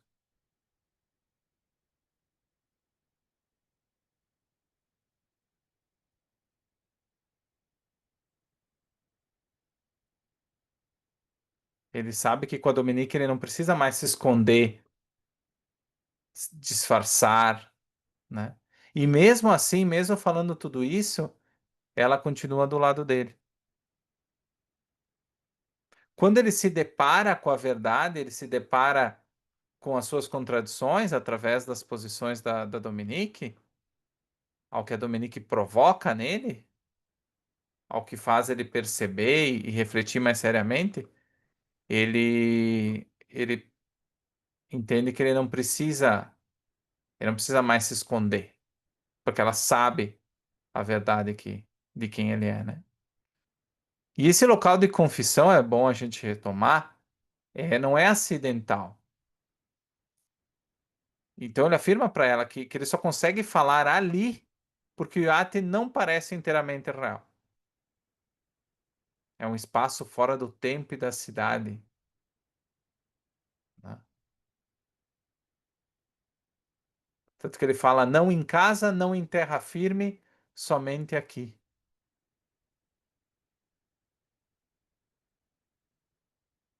É interessante, né? Que ele fala tudo isso no iate.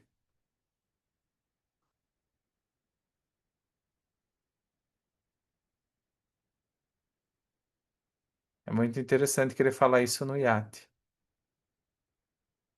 Ou seja, ele não está pronto para voltar para o mundo e para dizer isso para todo mundo. Ele está falando ali no iate para Dominique, que já é algum tipo de. Ele está buscando algum tipo de absolvição perante a uma pessoa como a Dominique. A gente pode entender dessa forma, né? É muito interessante mesmo. Ele não está preparado para dizer isso para o mundo. Ou seja, para ele ainda o poder é mais importante, né? Então, é interessante que depois dessa confissão, eles compartilham, né, que a primeira coisa que uniu eles, o primeiro valor que unia eles, era realmente o que os grandes prédios, os arranha-céus, né, que foram a primeira coisa que uniu essas duas pessoas, né, que é uma lembrança de quando eles se conheceram. Por quê? Porque os arranha-céus representavam isso para Rand também, quando ela chega da Rússia, representava o que? A grandeza possível do ser humano, de estar acima da conformidade e da vulgaridade, né? Estar no topo, né? Tem essa simbologia. Então eles sentem que essa é uma outra coisa que também representa uma grandeza verdadeira. Tanto que o Ainand, ele constrói a sua casa na cobertura, né, de um arranha-céu, de um grande hotel.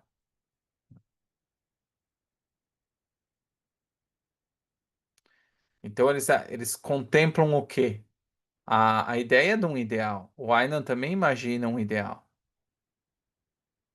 Só que ele fala: amo pensar nele, não acredito que exista.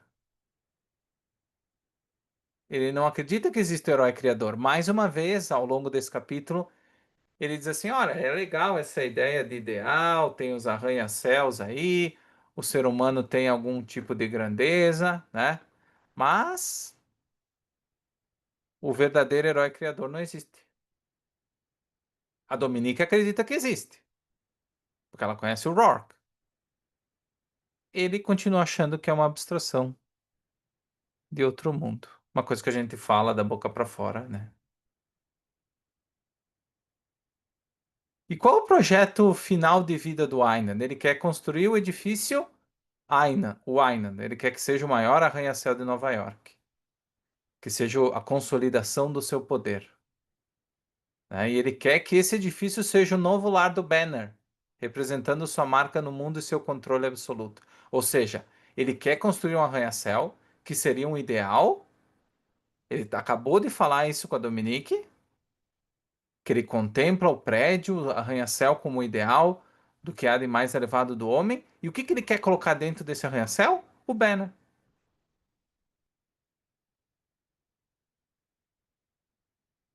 E aí ele diz para Dominique: eu sinto que eu não estou pronto ainda para construir o edifício. Eu não estou pronto para construir o edifício. É porque falta arquiteto? Não, arquiteto tem. Para tu ver a contradição dele. Por que que ele não está pronto? Porque o lugar do banner não é dentro de um arranha-céu. Não é marca de nada. O banner não representa nada. O que que esse prédio realmente vai ter que representar? Teria que representar um grande valor positivo na vida dele, mas ele não tem isso. Por isso que ele não está pronto para construir. No início da parte 3 ele queria tirar a própria vida. Como é que agora vai construir um edifício para mostrar a marca dele no mundo? Que marca? Ele vai construir um prédio novo pro banner? Isso sim seria uma grande contradição. Por isso que ele não está pronto, né?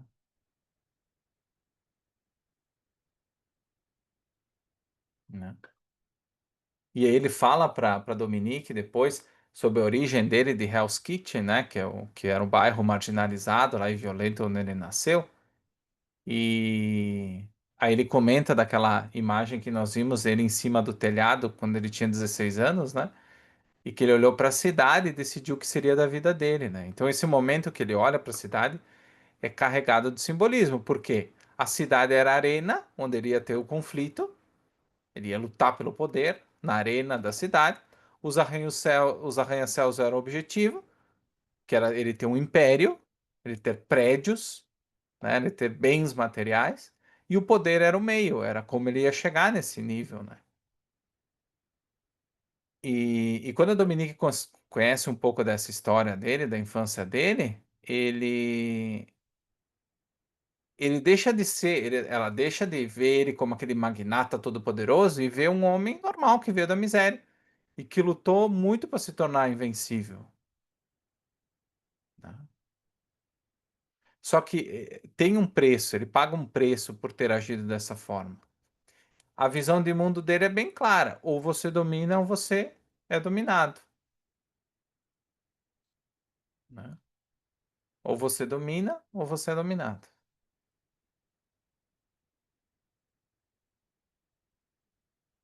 E depois dessas trocas, a Dominique ela volta com o assunto de demitir o Tui, né? Tanto que ela tenta explicar de outra forma. Ela diz que o Tui é como um gás corrosivo, que os dois queriam poder. Os dois querem poder, ela vê isso claramente. Ela diz pro Ainan: o Tui, ele quer o poder ideológico. Ele quer moldar o pensamento das pessoas. Ele é silencioso, insidioso. É muito mais perigoso que você, Ainan. É muito mais perigoso do que qualquer coisa que você já enfrentou. Então o Tui é como um gás, a gente não vê. Já o Ainer era como um tanque de guerra, todo mundo via, era direto, era confrontável, né? Então, ou tira o TUI do jornal, ou ele vai ser como um vírus, ele vai se propagar, ele vai usar toda a estrutura do que o Aynan construiu até destruir aquele império do Aynan. Tanto que ela fala que o TUI quer controlar o mundo. Aí o Aynan é dar risada, né? Na verdade, é uma ignorância da parte dele. Ele não entende o que que é o quem é de fato o TUI.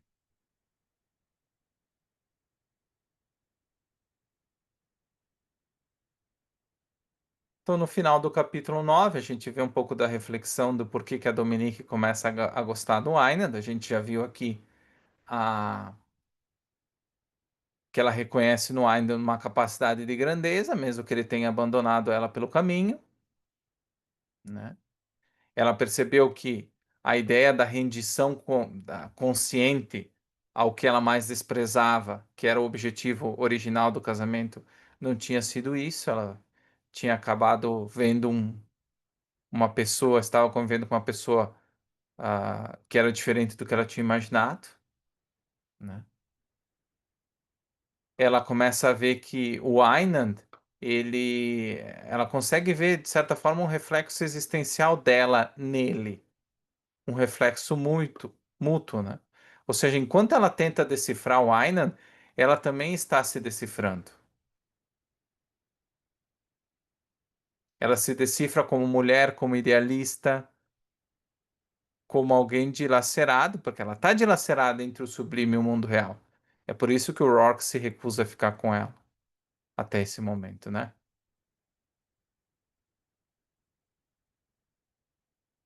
Então, todos esses vínculos a, que nós vimos até agora, todas essas coisas que eles compartilham, é o que mantém esse casamento suportável para Dominique. Por isso que eles passam a se gostar, apesar de não se amarem, né?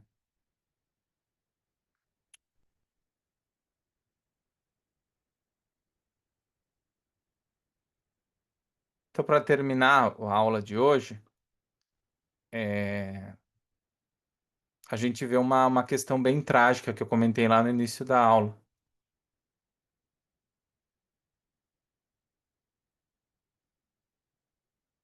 Qual que é a conexão entre os dois? Que conexão é essa conexão trágica?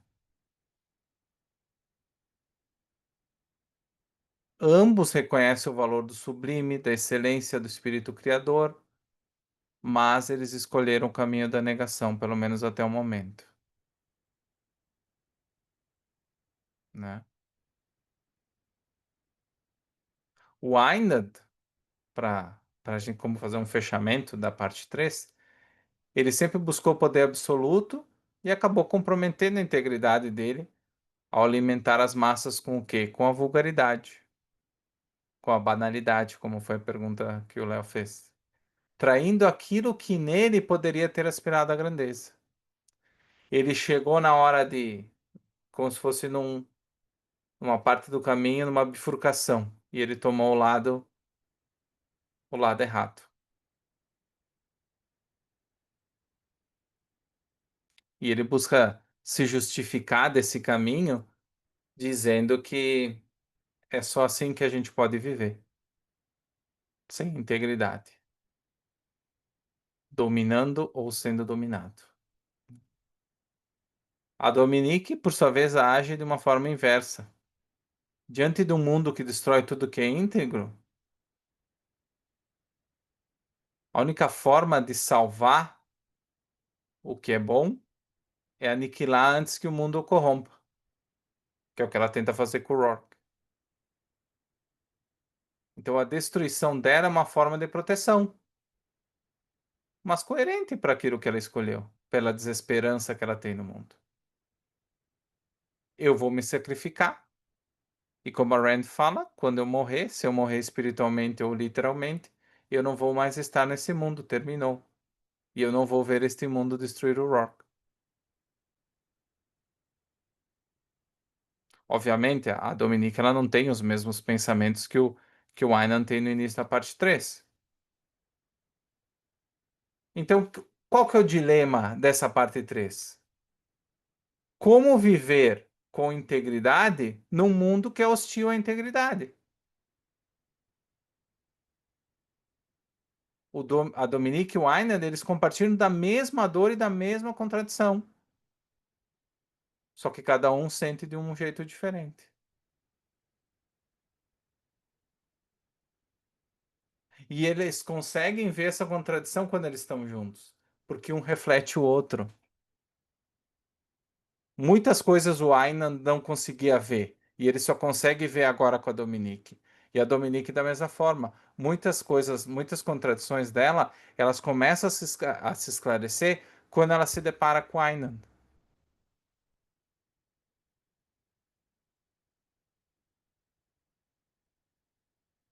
Então essa que é a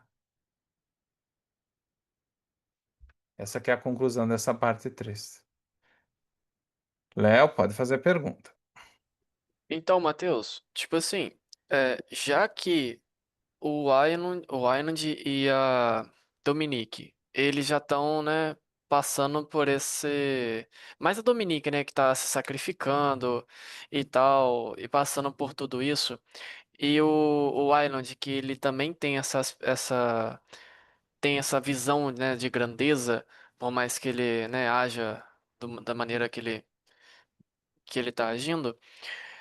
Tipo, não seria melhor, pelo menos mais da parte da Dominique, ela sofrer, né? Já que ela tá sofrendo de qualquer maneira, ela sofrer indo atrás dos ideais dela, tipo, né, como você disse, do sublime, do grandioso, do excelente, ao invés de, tipo assim, tipo, fazer o que ela tá fazendo, né? O que eu ia perguntar até o que que você acha disso, um pouco da sua visão. Porque, tipo assim, se você vê, eles já estão sofrendo por sofrer, entendeu? Então, tipo, não seria, né, já tá se sacrificando, então não seria melhor ela seguir pelo outro caminho? Tenta só repetir a última parte que deu, que cortou aqui um pouco. Não sei o que aconteceu com a. Ó, é porque, tipo assim, ela, né, já tá sofrendo de qualquer maneira. Ela vai sofrer.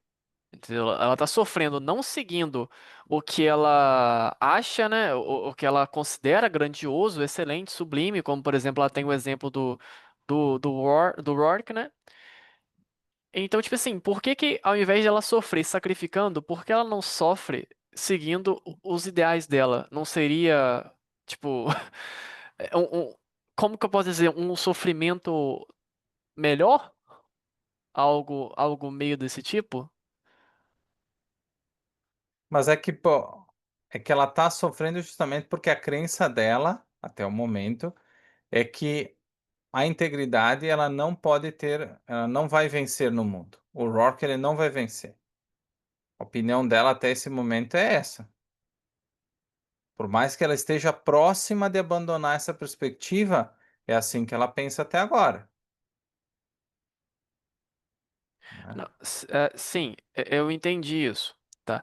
Só Tá. que, tipo assim, ela acha que vai perder.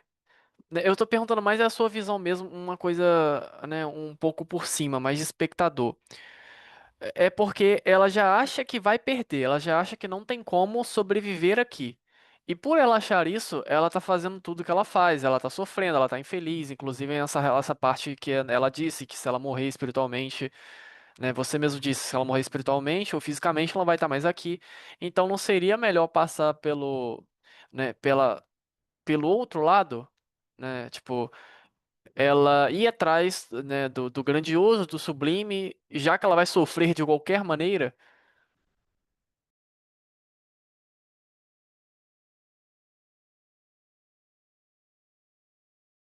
Você tá mutado. Bom, como é que eu posso te dizer? Ela não quer viver isso nesse momento. Ela está sofrendo justamente porque ela não está pronta, pelo menos até o momento, para enfrentar o mundo, para enfrentar essa.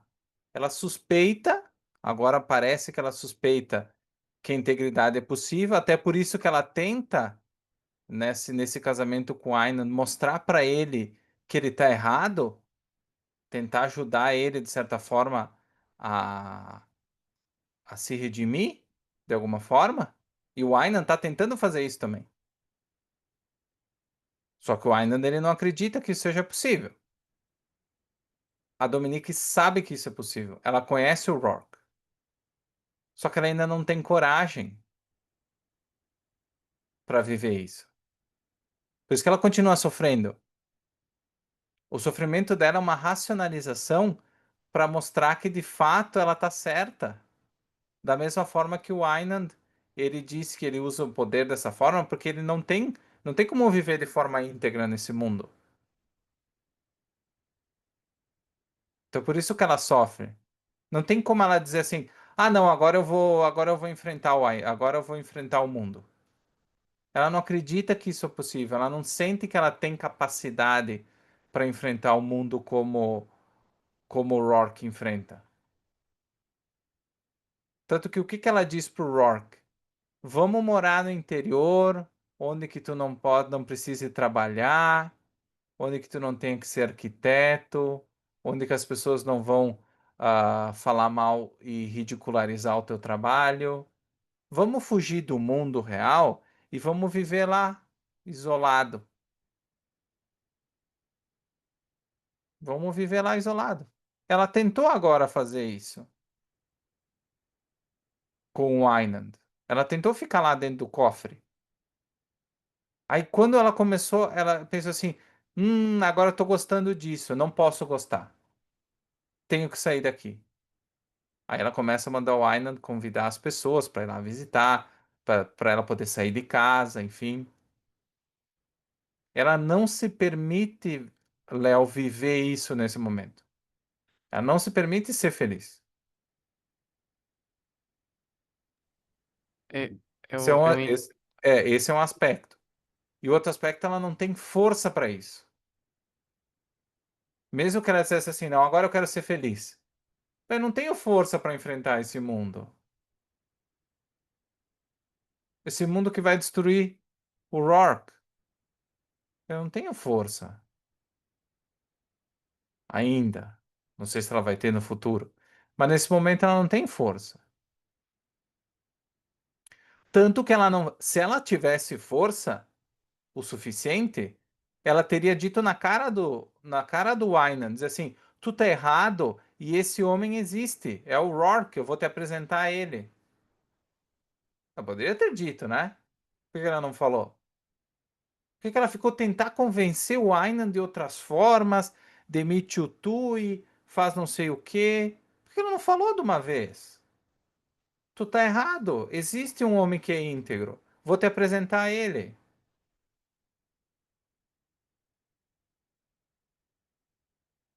Ou seja, ela critica o Aynan porque ele não é íntegro e ela diz pro Aynan: eu também não sou íntegra. Eu te entendo. Eu posso não acreditar que seja o correto viver como tu vive, mas eu te entendo. Nós somos dois traidores. Ela fala isso pra ele. Nós somos dois traidores. Os dois não são íntegros. A Dominique também não é íntegra.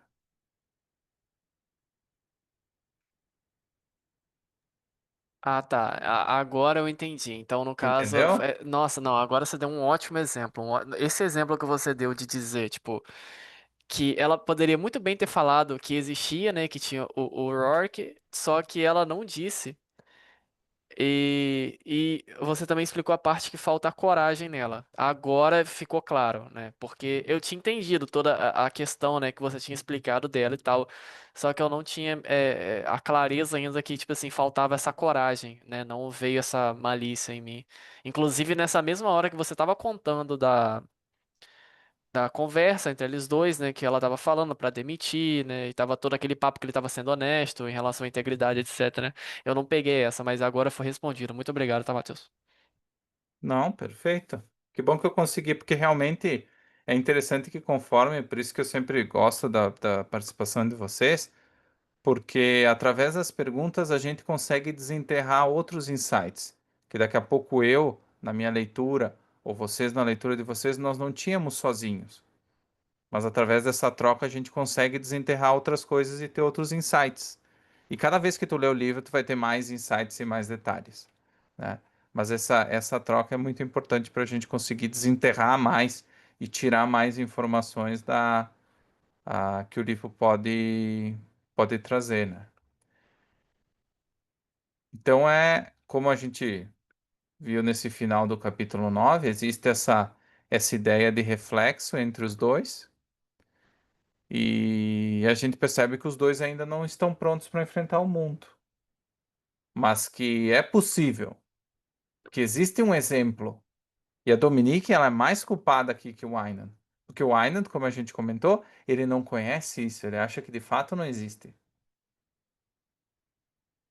Ele acha que ele está fazendo o que dá.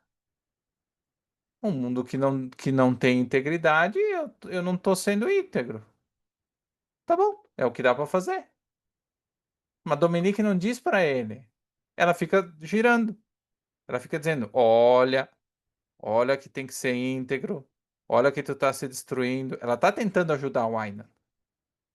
Só que ela não tá indo a fundo, ela não tá trazendo de fato o que convenceria o Aynan. Que ele dissesse assim: não, olha, eu entendo o que que aconteceu na tua vida, tá tudo certo, mas tu tá errado, existe esse homem íntegro. E eu vou te mostrar. Vem comigo que eu vou te mostrar. Ele existe, ele é real. Ela não fala isso. Fica só na cabeça dela. Ela fica pensando, né? Ah, isso é integridade, isso que significa, é assim que o Rourke vive, é diferente de como eu penso, talvez esteja certo, mas só na cabeça dela. Ela não fala isso pro Aynan. Então ela é mais culpada nesse momento, porque ela é consciente e ela tem informação, mas ela ainda não está pronta, né? Ainda não está pronta para esse salto aí. Bom, pessoal, acho que basicamente era esse o conteúdo da aula de hoje. Espero que vocês tenham gostado, se preparado bem ali, entendido bem também a Dominique e o Aynan. Tem muitas coisas ainda para a gente discutir. Tem uma parte inteira, mais algumas páginas aí na parte 4. Vai ser bem legal o desenlace. Espero que vocês possam estar também lendo o livro e acompanhando além das aulas para pegar bem essas nossas reflexões. Então, se não tem mais perguntas, pessoal, se quiser levantar a mão, Daniel, Marta também, Rafaela. Então, então é isso, pessoal. Uma ótima noite, bom final de semana para todo mundo e amanhã a gravação já fica disponível para vocês. Um abração. Boa noite. Boa noite.